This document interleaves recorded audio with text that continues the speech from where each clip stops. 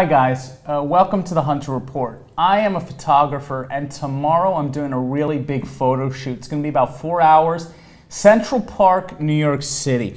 Let me give you a quick rundown of all the gear that I'm going to use for this shoot. I hope you find it informative.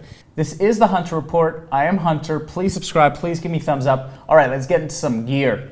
First thing, I got my Amazon Prime backpack. It's going to be able to fit all this stuff once I pack it down. So let's start with power. This is my power section. I've got a battery backup. Now the reason I have this USB battery backup is because I have a camera battery charger, works on USB.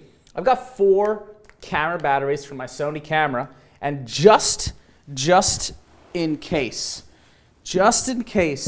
I get to a point where I've exhausted 3 of my 4 batteries, I can pop this in here, pop these 2 together, and I can start charging on the go. This weighs less than a pound, worth having with me.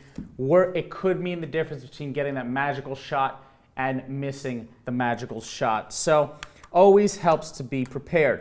Got 4 batteries with me. Should be pretty good. Should be able to get about 4 hours worth of shooting still photos. So that is the batteries. Now, as far as AA batteries, I have 5 cases of AA batteries. These 2 in the orange are rechargeable. These are non-rechargeable. These are the last of my non-rechargeable until I go 100% rechargeable. So that's 5 cases of AA's, 4 each, plus I've got these 2 flashes are completely loaded up, fully charged, ready to go. Let's just do a quick systems check. Perfect. And on here, bingo, we have green lights. So it means we're fully charged. In my optical section, I have a beautiful Legacy 1986 original owner Nikon 80-200 f4.0 lens, manual aperture, Sony adapter, tripod mount. This is some serious lens hardware. This is what I'm going to use to capture that ultimate crispness in case any VIPs show up.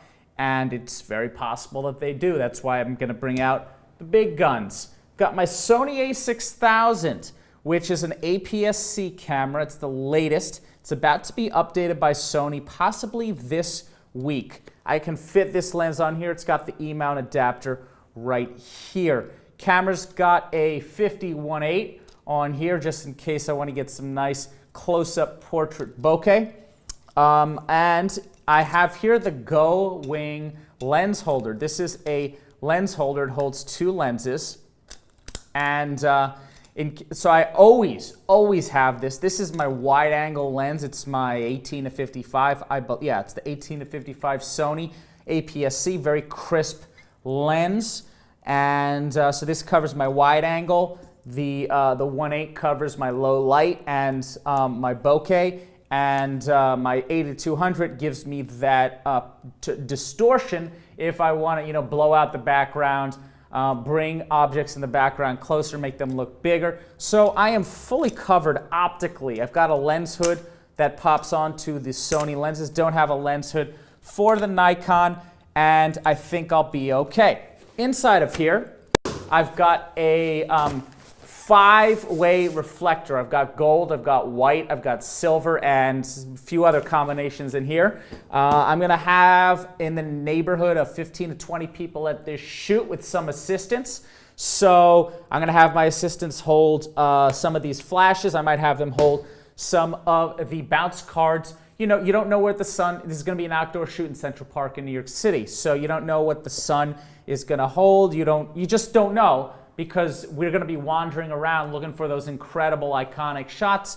Always good to be prepared.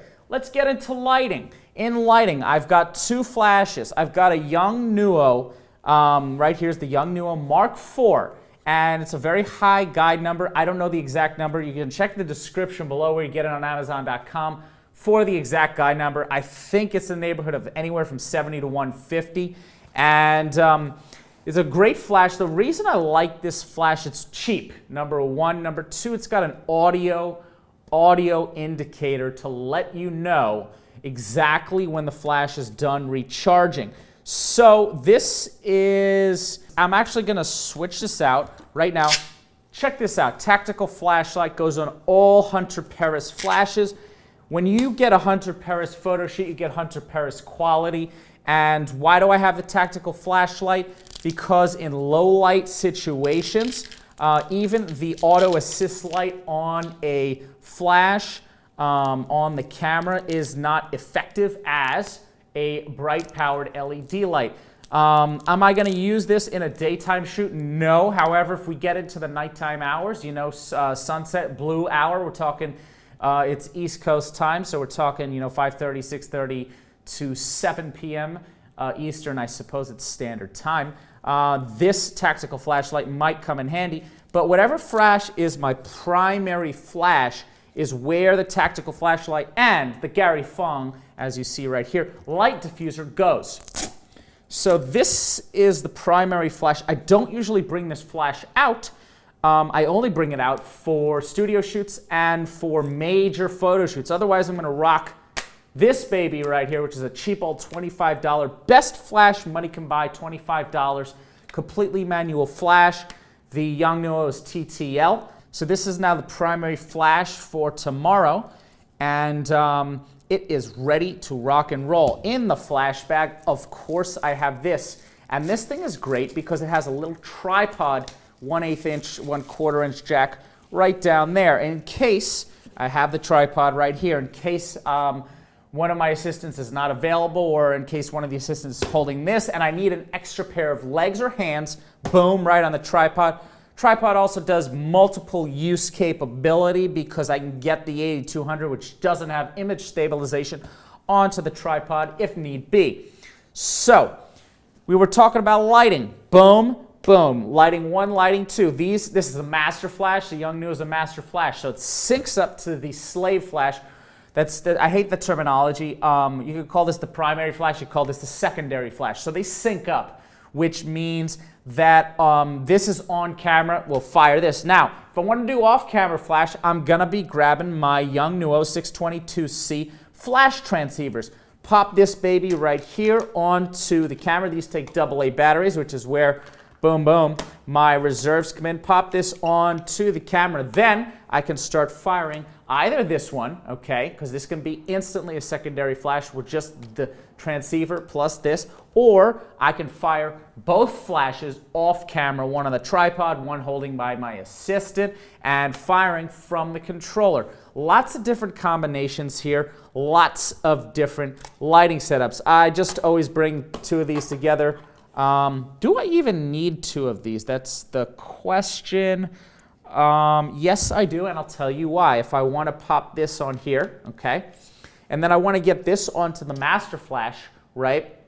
So we're going to get this on the master flash, fire this, this fires the master. Then the master is synced up to the secondary, so that's how you get all 2 flashes firing off camera at the same time. Need 2 transceivers. Am I going too fast for you? Well, this is the big leagues. This is pro shooting. What is this product? This is the Gary Fong Light Snoot. Now, the Light Snoot provides a very directionality to the flash. The light sphere is a diffuser. The entire goal of a diffuser is to spread the flash completely. However, this is exactly the opposite. This is designed to focus the light. Now, good day. Let's break a scenario out. Good daylight, okay? Good enough daylight that you don't even need a flash because the sunlight is so good. But you still want to get a little bit of highlight on the face. So you're going to break out, either these 2 flashes, could put it off camera because you want it coming from the side. And you're going to want to be using the Gary Fong Light Snoot. Best snoot money can buy, best snoot on the market, and very, very flexible. You see it folds up very nicely. So this provides directionality. The diffuser spreads light out. I don't shoot naked flashes, period, unless the only reason I'd shoot a naked flash is if I want to get, that real like white brick wall naked flash look. Not going to be doing that in Central Park tomorrow, New York City. What do I have here? I have 2 solar filters. This is a circular polarizer. This is a neutral density. Neutral density typically brings you down 3 stops of light. All it does is bring you down stops of light. If you're shooting directly into sunlight, you're probably going to want to use a neutral density. So these are Sony filter threads at 49 millimeters. I have a neutral density for the Nikon. So I've got my 62 millimeter filter for the Nikon right there to reduce your stops of light if you are shooting into sunlight and the sunlight is too bright. Neutral density, circular polarizer, gives you an ability to move the lens if you're shooting horizon on one side and ground on the other side. So it will give you that flexibility. You have to just, by the moment in the situation, try both of them. What else do I have here? I already showed you I have a tripod.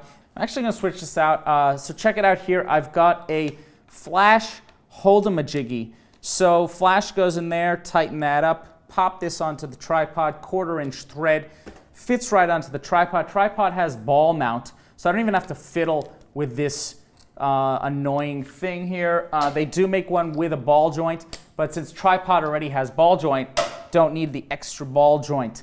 So this will go on here. This pops onto the tripod so that it actually holds the flash if you're doing off-camera flash, tripod-mounted flash. That's why this is here. So we're almost done with this review. This is my camera strap, and I need to get it on right now because that's that. I want to be as 100% prepared as possible. I'm preparing and shooting a YouTube video at the same time. What do I have here in this Altoid tin? The most important thing you could ever have, second memory card, backup memory card. If for some reason your memory card fails, you want to have redundancy. I have redundancy along almost every channel. Why do I have a microphone? Well, in this day and age, if you're a photographer and you're not doing video, you're dumb. You're a purist. If you can afford to be a purist, if you're rich, if you've independently wealthy, sure, you can afford to be just a photographer. And yes, tomorrow I'm doing still photography, but if the situation arises where some kind of moment of value, I have a YouTube channel, I'm going to be shooting a lot of industry people, a lot of musicians, a lot of comedians, a lot of actors, also just normal, everyday people. I have a lot of people coming in this photo shoot. If some kind of situation arises where my videographic skills are in demand, I have the microphone ready to pop it right onto the Sony and get into business. Very handy. Don't leave home without it. We're almost down to the last 4 items. What do I have here? I have my Carl Zeiss lens cleaning cloth. Okay? I don't use any other cloth besides Carl Zeiss. All the other cloth I've found is garbage, and the Zeiss cloth is very, very good. Gray card. Just in case I want to get super precise with my white balance, I typically shoot an auto white balance, and it's typically fine. I typically adjust white balance in post-production anyway, post-processing. Final 2 items, really not photographic, but they are my business cards. Okay, got a good 70 business cards right here, and a pen. And that pretty much rounds out my gear list for the photo shoots. Check the description below if you want to find where to purchase any of these products on Amazon.com. And that's about it. I'm going to go pack up now. This is the Hunter Report. Please subscribe. Please give me a thumbs up, and I'll see you soon.